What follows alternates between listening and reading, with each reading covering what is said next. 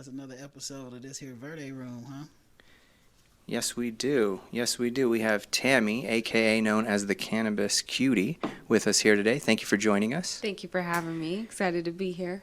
Yeah, we're excited. We're about to smoke one of these amazing cones that Bernie puts together. Yes. What do you call these, by the way?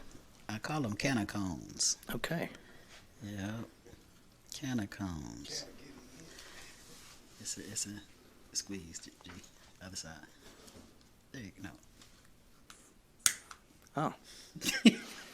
I mean, It's not obvious. it's like those child-resistant products you get from the cannabis space. They're adult-resistant. Yeah, I can true. never For open them. sure. Yeah. Yeah, they do need to give better instructions. I would appreciate some instructions for some of these packages. Yeah. A lot of those bags are like your kids coming home with math homework and they didn't give no instructions. No instructions. Like, can we call the teacher? That's kind of what I'm going through right now with my kids, but on Zoom. True. Common Core. Is Yeah. where Just why did they have to change math? no common sense. Yeah. If they had just kept math the way that I learned how to do math, I could teach my kids fine, right? But now it's like you got to make a paragraph about 2 times 3. It's ridiculous. Oh yeah, not in my household. We're doing it old school. We're kicking it old school. There it is. There it is. I think that's the wave too right now. To just homeschool.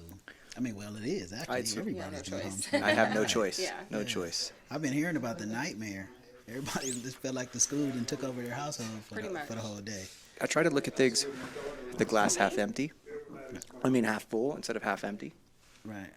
And I think that I'm getting to spend a lot more time with my kids.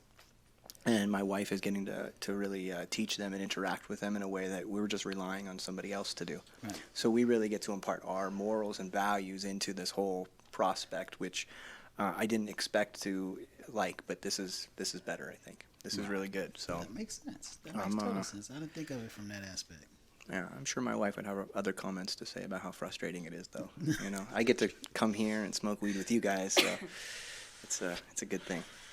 It's a good thing. So, Tammy, tell me about the Cannabis Cutie and what you do in terms of education. I'd love to know more. Well, for me, I used cannabis pretty much my whole life after my childhood. So when I got to college, that's when I was introduced to weed, but I never really talked about it because I didn't fit the profile of a stoner. I was quite the opposite, and I didn't want to be stigmatized because I grew up in Oklahoma, where cannabis usage was pretty much the same as heroin usage. You were a drug addict. And I was still functioning and, going to school. I went to grad school. And I was still struggling with the fact that I may be a drug addict. But then once I learned the science in it, it all kind of clicked. And it was like, all right, this plant has benefited me in its entirety in so many different ways. And when I would try to go find more information, I couldn't find it anywhere, not on social media, not on the internet. So essentially I was looking for me. So I started creating these 1-minute videos, and then it just kind of just spread like wildfire. Everybody needed this information, and they needed it broken down in a very simple way. So that's kind of where I found my niche, and it just keeps rolling and spawning and increasing. So I know I'm on the right path. That's amazing. Yeah, I agree. Everybody needs some form of cannabis education. There was a lot of miseducation for 80-plus years, and so we need to change that narrative. Absolutely. So happy that you're here and happy that you're changing that narrative. Yeah, thank you. And here you go. Thank you. And the name Cannabis Cutie, how'd you derive this name?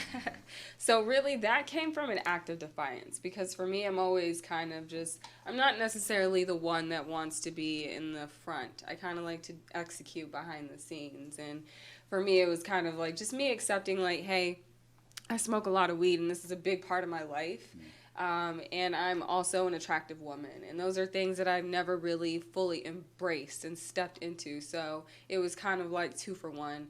Let's just do this. And it was difficult. I mean, there was times where I couldn't post a video, or I would post and just run. And I still kind of deal with that because I am putting a big part of myself out here. It's cannabis education, but it is truly something I'm connected to and passionate about. So it's basically me standing in my truth. There it is. It does become your life. Yeah. It does become your life. I really love that whole educational aspect, watching your videos and how you really broke it down into. And I smoke cannabis, but the way you break down the CBG and all of that, I'm not really educated on that part of it. That's more Greg's staple, Yeah. Me, I can tell you how elevated it gets me and how creative it makes me. Yeah. But the science and how you break it down, where'd your interest in that come in, or did you kind of study that in school, or you just learned that on your own? No, I actually went to a conference, and there was a doctor, and she stood up there and she was explaining the endocannabinoid system and the shapes of these receptors and how they're kind of like locks, and that the only keys that fit in there are the ones that are produced by your body or in the plant. And I was just sitting there having like this existential crisis, like, am I hearing this properly, that we were created with this plant in mind, or vice versa? And it was just kind of like a whoa, like everybody needs to know this. This is important. This is kind of, a really big deal, which I still agree. It's the biggest scientific discovery of our lifetimes. We have no clue what we just stumbled upon.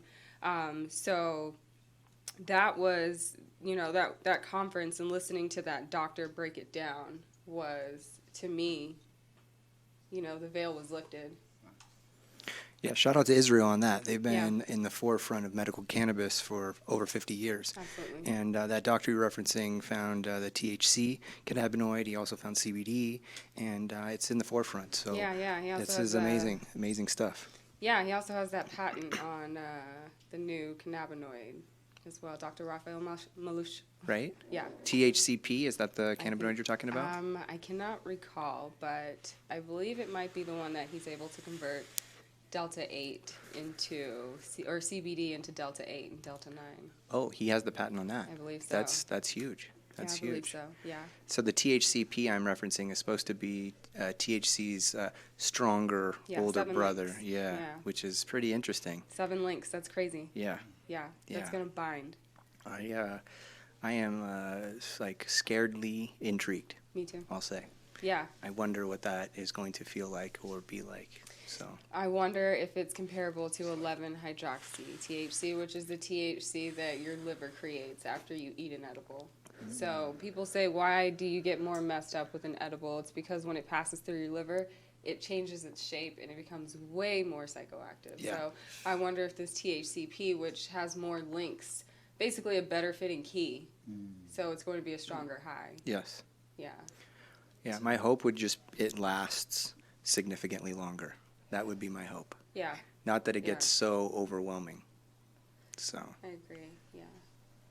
Will you do the spaceship later? Oh, right? Like, what buttons do you press? I have no idea. That's how I felt.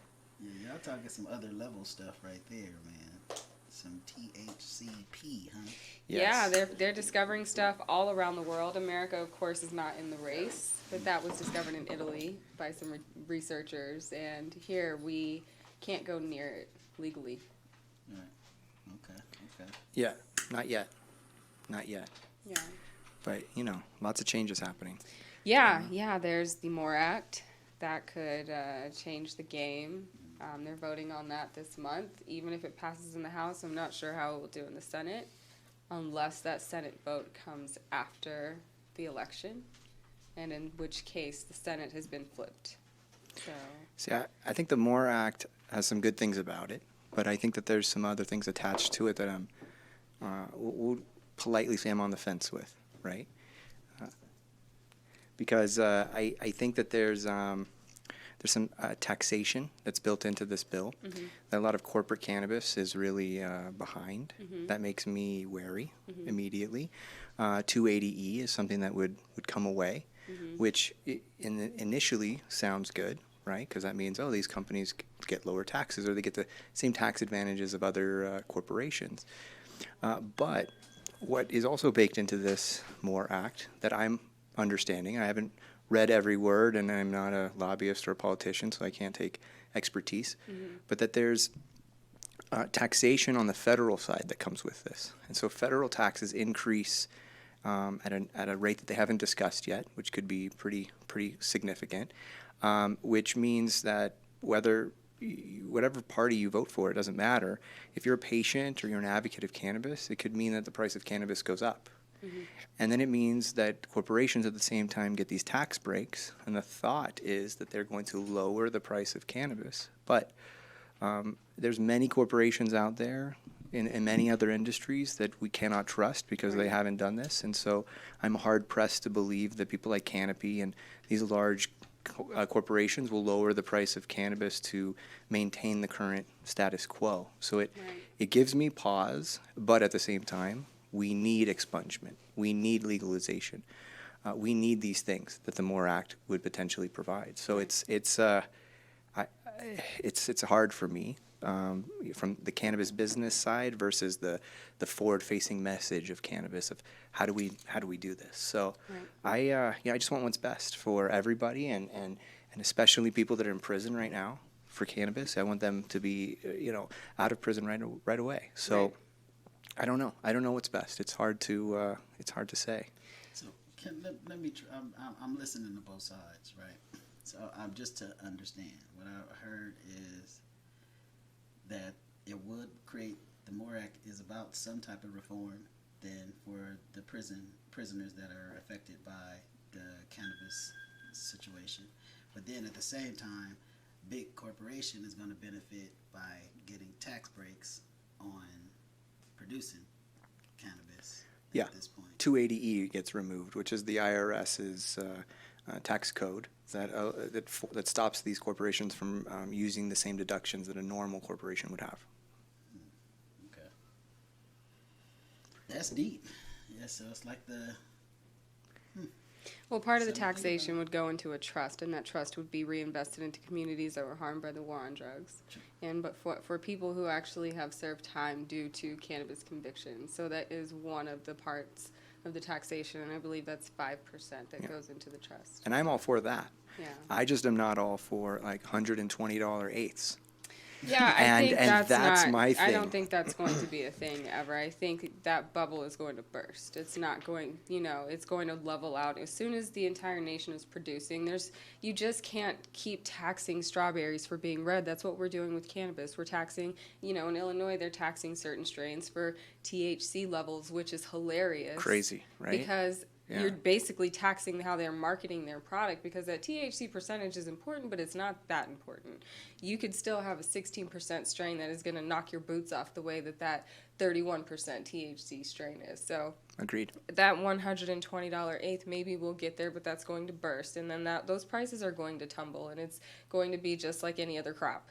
Once we realize that it's just a plant, once all of this whole idea of what it is fades and we realize that it's just a plant, we're not going to be charging that much for our broccoli anymore. We're not. I think it's more of a hype right now too. But yeah, to see how high they tax it and how low they'll let go, that's probably going to be a factor in the situation, And we don't live in a perfect world. No. There is compromise and give and take in every situation, meaning if I'm going to take something, I got to give something, right?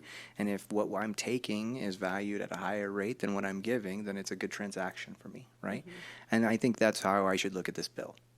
But I don't know enough probably with all of the different aspects, but the stuff that I've heard gives me a little pause, but the stuff that I have heard gives me a green light, gas light, let's make it happen. So that's why I'm just wondering, what's the give, what's the take? Well, there's not going to be any perfect cannabis legislation. It's still going to hurt us in some form or fashion. They're going to benefit. They benefited from prohibition, and then they're going to benefit from legalization. We just have to accept that as the reality. That's what's going to happen. Another way that it can happen is there's people who are challenging at the Supreme Court right now, and they've actually succeeded in, another judge said that no, basically we can't deny that this is saving your life because it is saving your life. So the idea that cannabis has no medical value is false based upon these stories and these people who petition.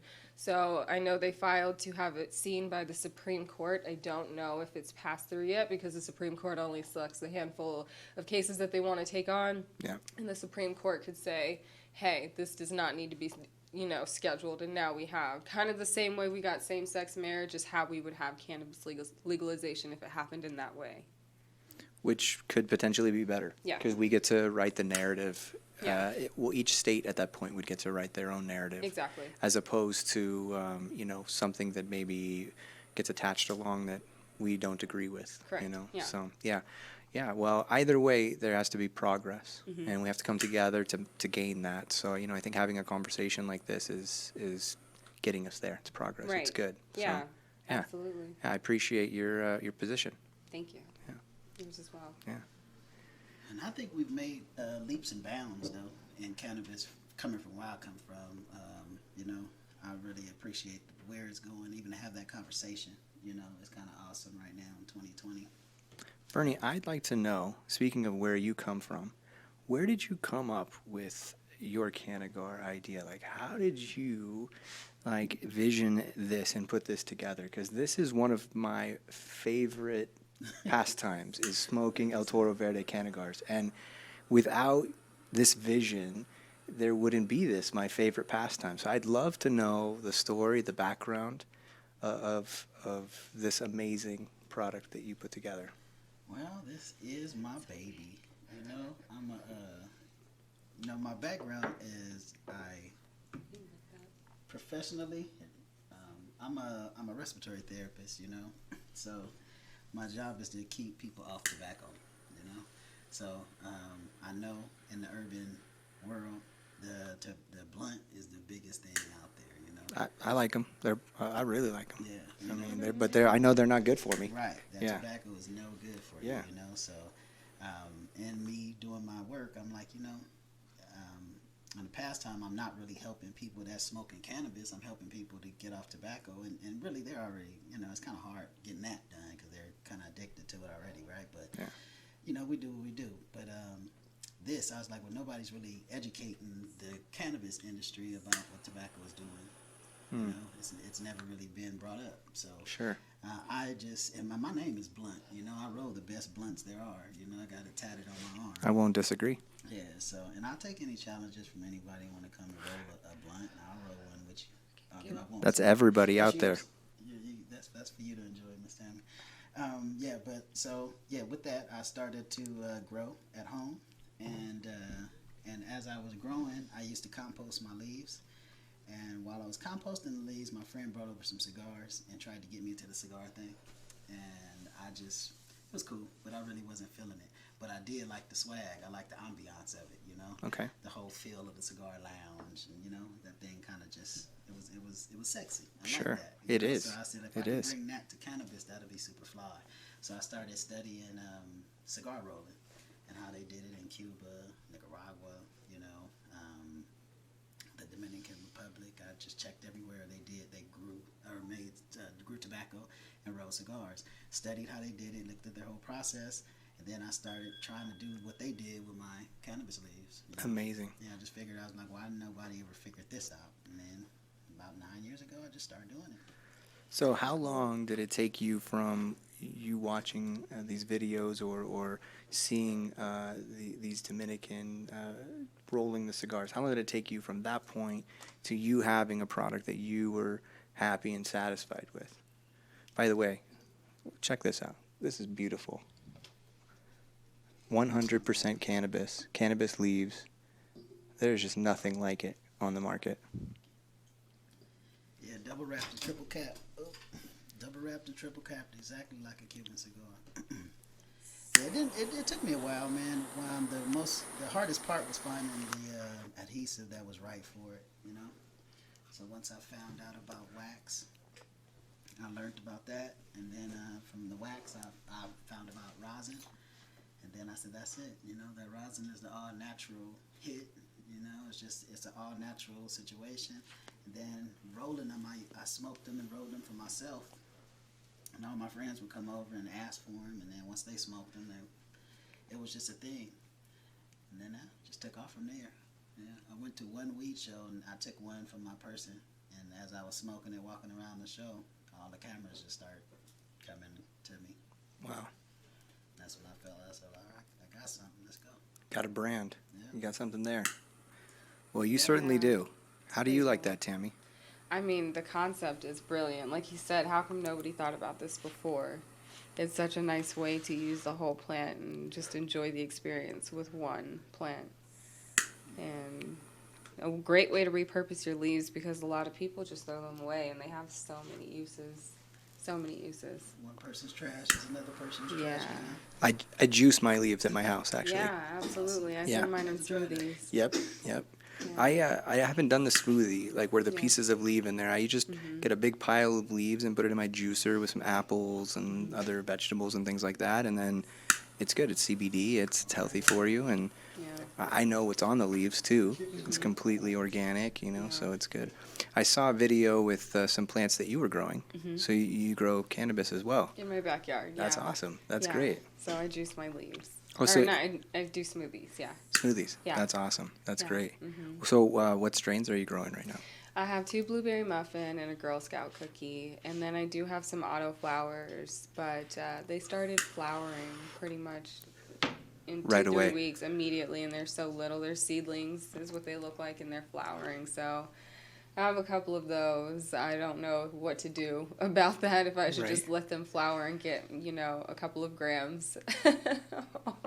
I mean, that's like one canagar. Yeah. So, Yeah. So. it might be worth it. Yeah. Might so be worth it. I have some autos out there too. That's cool. That's Yeah. cool. Yeah, I'm growing an auto in my backyard. But I got Nice. 2 photo periods as well. Okay. So one indica, one sativa. Nice. So, yeah, it's Okay. good.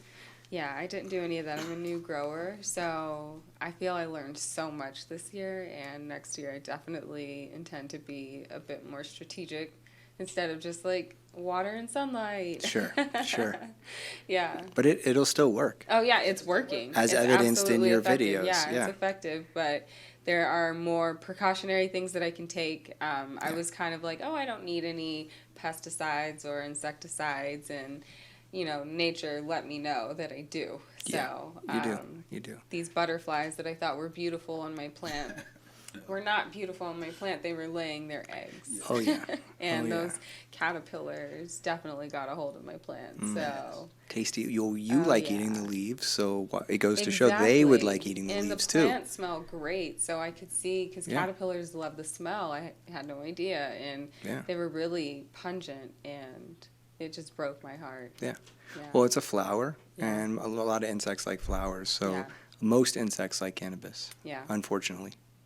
Gosh, there was a grasshopper as well that did some Oh, damage. man. So Yeah. next time I'll do a screen, like a box Screen is good, yeah. Greenhouse is the best. There's some Yeah, something like that. organic things that you can do, that you can spray, like Yeah. peppermint and Yeah, I did get some from my grow store, but it Yeah.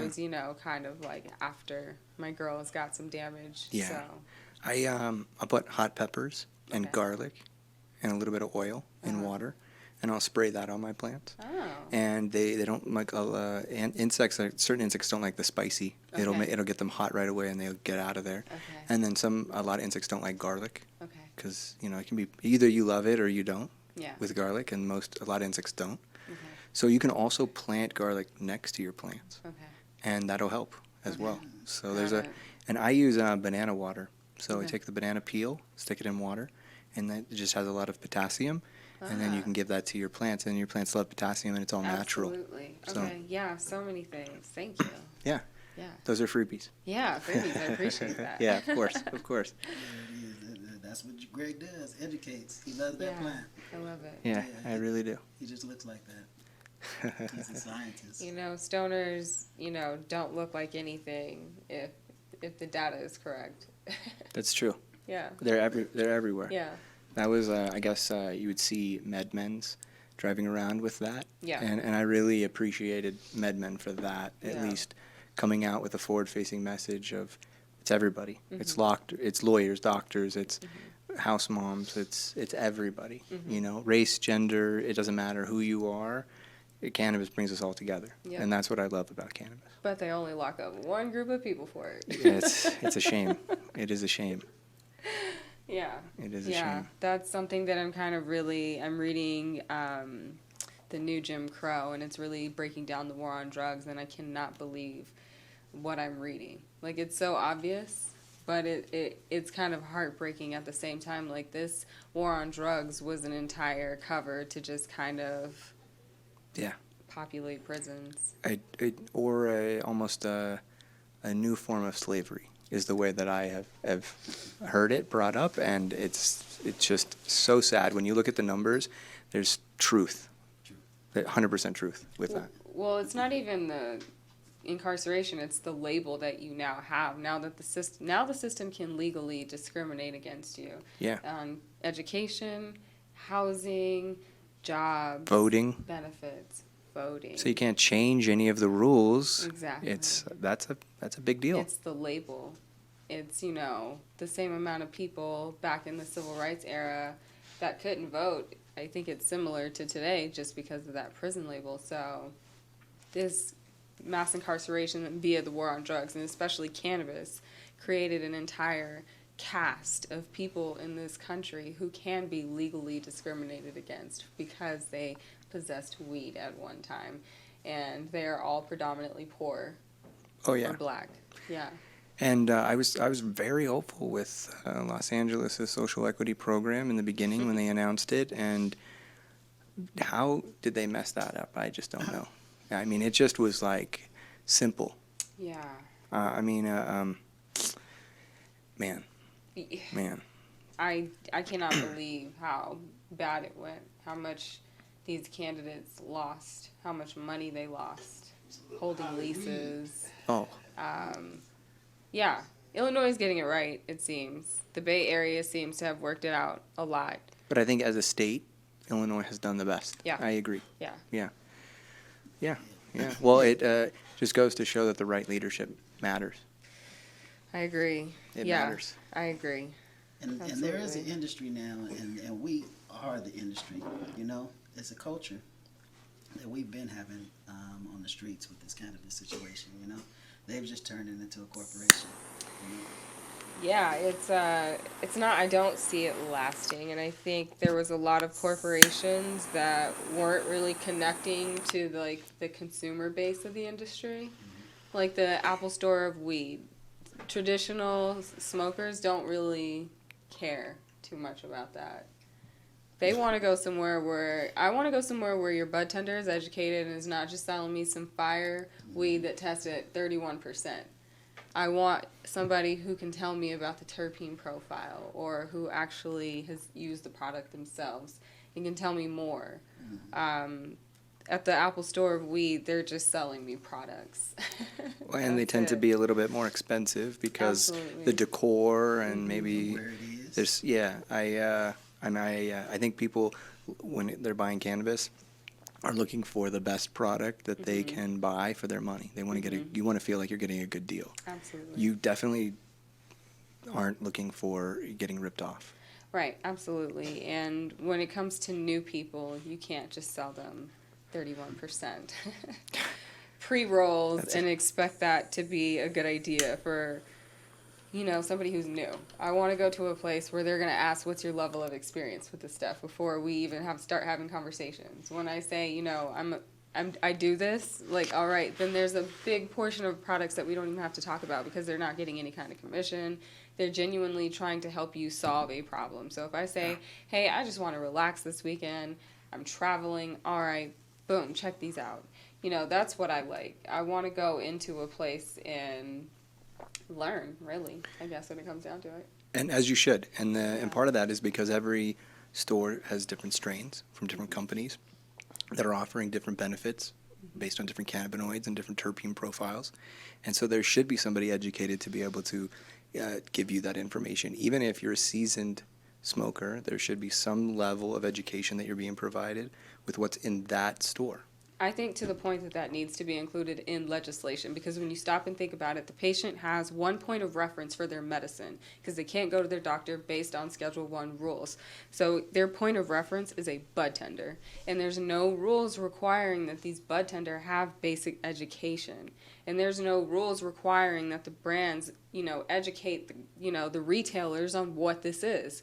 So it's basically a crapshoot for people, and it's overwhelming. And there are people who will not step into a dispensary, and they can't do it. They're like, I just don't know what to do. Can you just get me some gummies? Sure. Because when you go in now, there's 50 gummies. Right. Which gummy is good? Right. There's 10 sativas, there's 13 indicas, and there's 30 hybrids.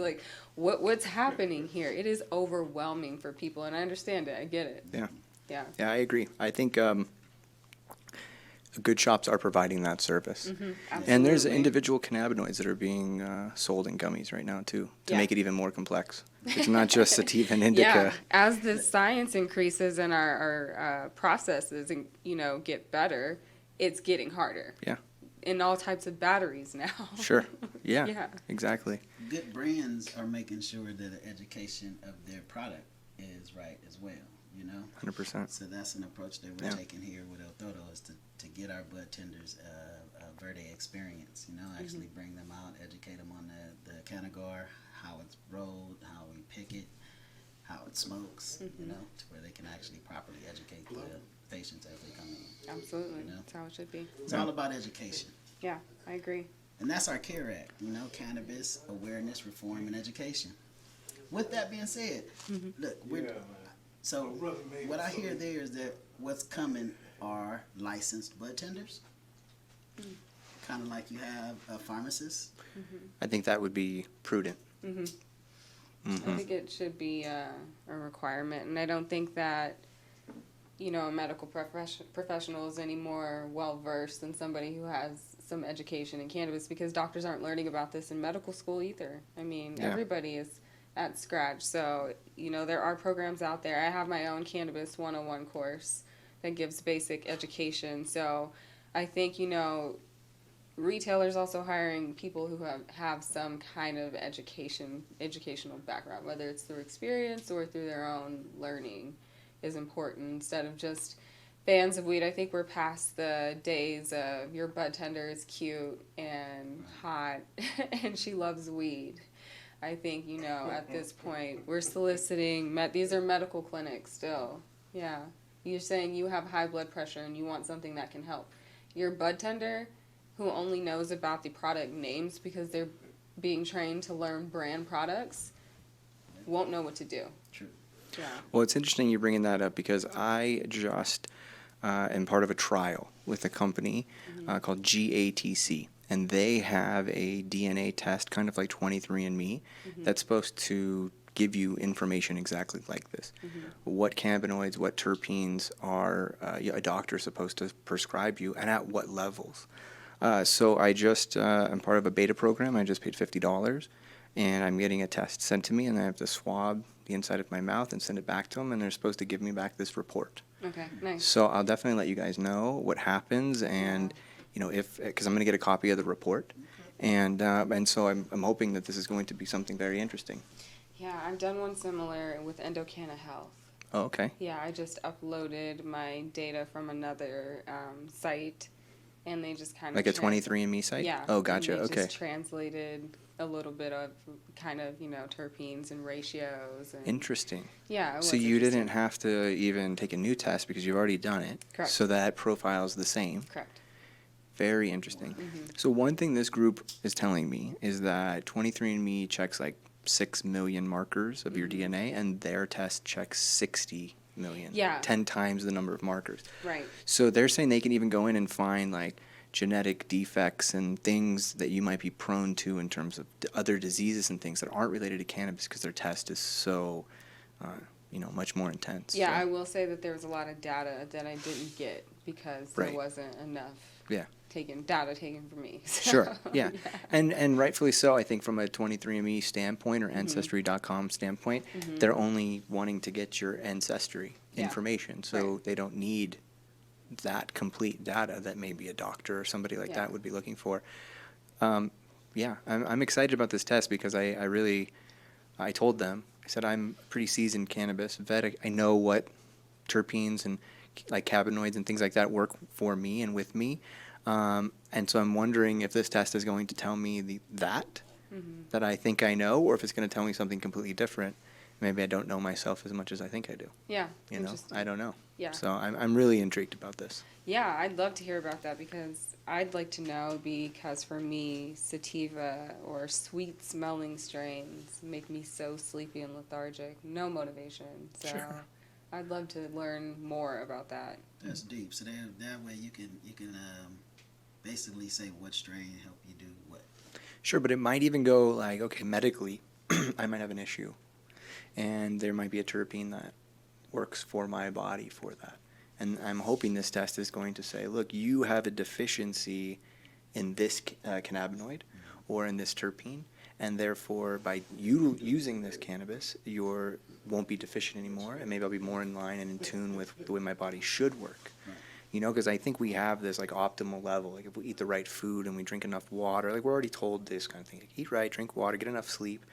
So these are kind of things that I think are programmed, but I think it goes much deeper than that. And as technology advances, we're going to figure out, like, not just eat the right food where, you know, a company that's selling food is telling us this is healthy, but maybe, like, you know, you need X number of calories a day to be optimal health. And these calories need to be composed of these vitamins and this type of food. So this is the only thing you should be eating to be the optimal Bernie or the optimal Tammy, right? Mm-hmm. Like this is, and I think that's how we live longer, stronger, better lives. And I think that I'm hoping that cannabis, because we have an endocannabinoid system, is included in all of what that is. So it might be, my favorite strain might be OG, and it might say, well, that terpene profile is, you may like it, but it's hurting you, or it's affecting you, or it's making you deficient. But this terpene profile might be the right one for you that makes me optimal. That would be amazing. Yeah, if you got me a test that said OGs were not good for me, I would throw it out and not read the rest. I feel the same way. Yeah, I would not even. My intuition and my body knows. It loves the smell. It loves the effect. Yeah. Anything that has a very gassy, like just dank smell, my nose and my body just love. So I have the best effects. I know that for sure. So if that test said that, I would be traumatized. Yeah. Well, you know, hopefully you know, at least what I believe is true is that when I smell a cannabis or I smell food or something like that, and it smells good to me, that it's my body telling me this is good for me. Yeah. So that's why I was telling him, I think I already know. Yeah. And not because I'm arrogant or I think I know it all, but I'm like, hey, there's certain strains, and I don't want to call any of them out because I love everybody that's made all the strains that are participating in the cannabis community, so I'm not downing anybody, but there's certain strains that they just don't vibe with me personally. And I'm not saying they're not good and crystally frosty bomb weed. They just don't fit with me. And I think that's my body telling me this is not what you should use. And I think when I do consume those, I don't like the taste, I don't like the smell, and then I don't like the feeling. Yeah. And I think they're all associated. Absolutely. So yeah. I agree. I mean, I think that, and it changes too, because for me, there are foods that I will not go around, like grapefruit. I won't touch grapefruit. I won't touch cucumber. But when I was in a period of my life where inflammation in my body was super high, I was craving these things and wanting to eat these things, and they're natural anti-inflammatory foods. So I think it's the same thing with your cannabis, and that cannabis palate can change. I may one day decide that I love sativa strains because most of the time sativa, it's like 20% I love and then another 80% that I just don't vibe with really popular strains that I just cannot get on board with. So Sure. I agree with you, but again, it's going to evolve. I'm assuming the same way our palates do. Yeah. Yeah. Yeah, I definitely was a young child and didn't like many of the foods that I love today, that I feel like I couldn't live without. Yeah. So yeah, 100% I think that. Yeah. And I like my strains in periods of the day. So I do a sativa more in the morning and then an indica at night. So that seems to kind of be my balance. Yeah, I'm active off the sativa. I like that. Yeah, and the indica, I could sit it down a little bit. I see, and that for me, I'll even say that at nighttime, and if I have 3 or 4 jars in front of me, I'll smell the jar, kind of close my eyes and see which one is making me feel a certain way. And that's the one, then that, if that way is sleepy time, that's the one I'm consuming that night.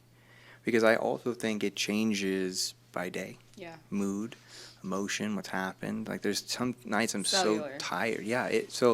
For me, I try to like off that. And I think based on what I've eaten, and based on, I could be dehydrated, and maybe that's another strain that I need. So it's like my body's talking to me. Yeah, I mean, the intuitive way of smoking cannabis, I think we've forgotten. Like, before we had all these test results and all these strain names, we used to smell it and look at it and touch it to figure out if it was going to be some gas or some Right. fire. Like, that's how we bought our cannabis, and now we're just like, ooh, this is this by this company, and it's supposed to make you feel like this. And I understand the marketing of, like, the overall effect, like happy, sleepy, but it could go either way for Right. somebody. Sure. Same way CBD doesn't put everybody to sleep. For some people, Right. it's the opposite. You know, they have energy and they're not going to sleep now. So Well, I think alcohol in their marketing has done it the right way because Okay. they market lifestyle. yeah, Right? Like if you see a commercial for like a high-end scotch, it's just like usually like an old rich dude smoking a cigar, you know, like they're not typically going after the party lifestyle that maybe, you know, like a vodka brand that or something like that is going after. So they market lifestyle. They're not telling me, well, if you drink red wine, it's going to make you sleepy, which red wine makes me sleepy for sure. But like they're not saying that. They're like, this is good with steak. This is good in a nice fancy restaurant, right? Like this is great when you're hanging out with friends, or like drink White Claw when you're partying in Havasu, right? Like it's like it's a life. I think everything is lifestyle based. yeah, So I think cannabis needs to go that route. yeah. This brand is lifestyle based, and Yeah. this is who we're trying to attract, and this is what we're going after, and this is what we represent. But don't tell me, but if you use my product, it's going to make me Relax. sleepy or energized, because that might not happen. Bless you. Thank you. That might not happen, right? So I think that the brands I like working with are lifestyle oriented, because I think that makes a lot more sense. Yeah, Yeah. absolutely. Yeah. Yeah. But I love them all. And if you have a good product and you're trying to tell me it's going to make me feel sleepy and it doesn't, and it's still bomb, like it's still bomb, like it's all good, right? Yeah. So, yeah. Okay. And maybe the Canna Curious may not be as forgiving if they're on vacation in California and they buy a strain that's energetic and now they're on the couch and Now they're asleep. right? They had a whole day planned. So we're going golfing, we're going shopping. Yeah. Like, no, you're not. You're going sleeping. In the couch. But sometimes, like, that's the best vacation for me. Like, True. getting Yeah. a little sleep, yeah. getting caught up on that. Like, then I'm like, oh man, I'm ready to go. Mm-hmm. Day 1, sleep. Day 2, party. Right. Yeah, It happens sometimes. it does. So, Absolutely. yeah. This is true. That is the best remedy. Rest, party, rest. Run that. That's what we do here. We smoke and party. You know. That's what we do. Well, the Cannabis Cutie, we really appreciate you coming out to sit with us. You know, I appreciate the conversation here. Yeah, it's been great. Yeah. Yeah, it was nice meeting you. You as well. Yeah. Yeah. Yeah, Have to do it again. Absolutely. Thank you definitely. for We'd having love me. to have you back. Yeah. Where can we? What you got going? So Yeah. you can check me out at the Cannabis Cutie on Instagram or my website, thecannabiscutie.com, where there's more information about my blog, my courses, events, and then I also go live on Herb for their Facebook and Instagram on Tuesdays and Thursdays, where I just kind of do some quick education. And today I was grateful to show them the facility and the veg room and the flowering rooms, and they really did appreciate that. So Shout out Zana. Shout out Planet yeah, Z. yeah, absolutely. Yeah. Shout out Donna. Doing So your thing. I appreciate that. You're very welcome. Yeah. Awesome. Yeah, well, thank you for coming down. It's been a pleasure. I hope you enjoyed smoking with us today. I did. Thank you. Great. I know I appreciate you educating the community Yeah. about the culture of cannabis, Mhm. really digging into it, having people like the MORE program, you know, you're really talking to them and getting people out to the polls to vote. That's really, really important.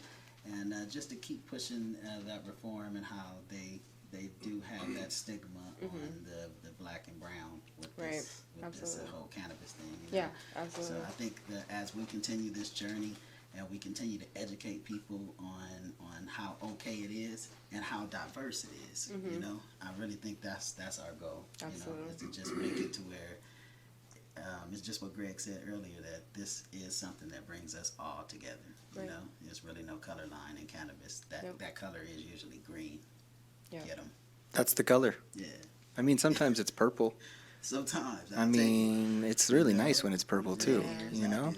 I mean, but cannabis is supposed to bring us all together, and that's what it Usually should be does, doing. yeah. That's what it I've should be never doing. seen hippies fight. Oh, well, I cannot say the same, but, you know, it's just a little bit of a dirty fight, that's all. That's all. But that's the biggest argument is the rotation, baby. You messing up the rotation. yeah. Laugh. All right, well, it's all love. You know, we really appreciate you here. We got some entertainment for you guys. You got Masagwa, we got Jay Blanken. So it's going down, the Verde Room.